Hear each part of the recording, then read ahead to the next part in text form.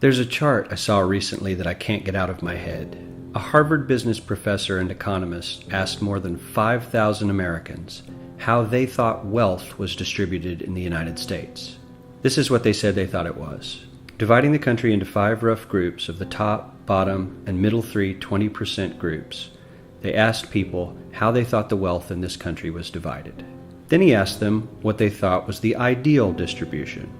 And 92%, that's at least 9 out of 10 of them, said it should be more like this.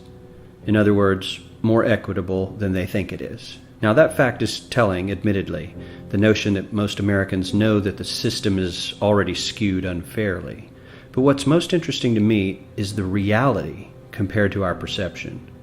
The ideal is as far removed from our perception of reality as the actual distribution is from what we think exists in this country. So ignore the ideal for a moment. Here's what we think it is again.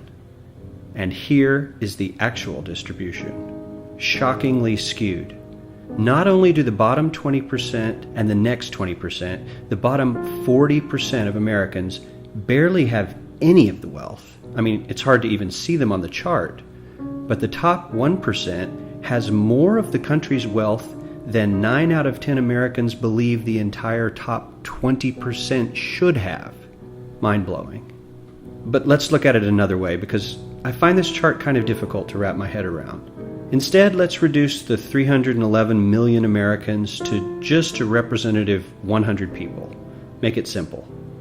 Here they are: teachers, coaches, firefighters, construction workers, engineers, doctors, lawyers, some investment bankers, a CEO, maybe a celebrity or two.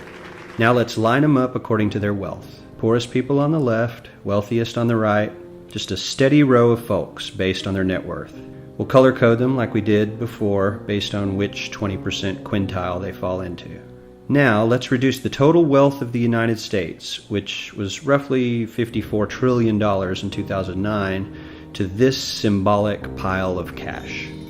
And let's distribute it among our 100 Americans. Well, here's socialism, all the wealth of the country distributed equally. We all know that won't work. We need to encourage people to work and work hard to achieve that good old American dream and keep our country moving forward. So, here's that ideal we asked everyone about. Something like this curve. This isn't too bad. We've got some incentive, as the wealthiest folks are now about 10 to 20 times better off than the poorest Americans. But hey, even the poor folks aren't actually poor, since the poverty line has stayed almost entirely off the chart. We have a super healthy middle class with a smooth transition into wealth. And yes, Republicans and Democrats alike chose this curve. 9 out of 10 people, 92%, said this was a nice, ideal distribution of America's wealth. But let's move on. This is what people think America's wealth distribution actually looks like. Not as equitable, clearly, but for me, even this still looks pretty great. Yes, the poorest 20 to 30% are starting to suffer quite a lot compared to the ideal, and the middle class is certainly struggling more than they were, while the rich and wealthy are making roughly 100 times that of the poorest Americans, and about 10 times that of the still healthy middle class. Sadly, this isn't even close to the reality. Here is the actual distribution of wealth in America. The poorest Americans don't even register.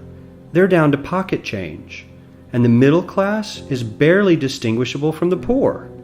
In fact, even the rich between the top 10 and 20 percentile are worse off. Only the top 10% are better off. And how much better off?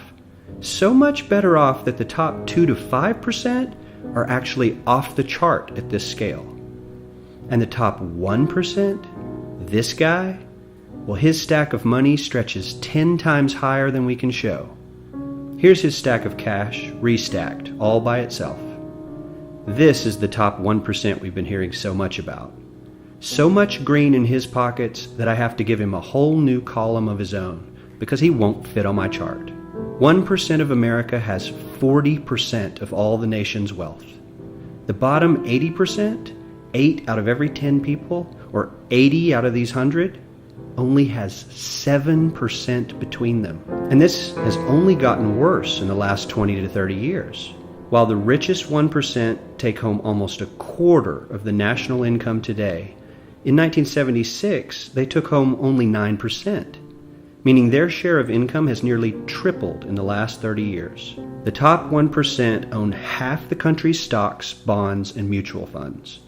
The bottom 50% of Americans own only 0.5% of these investments, which means they aren't investing.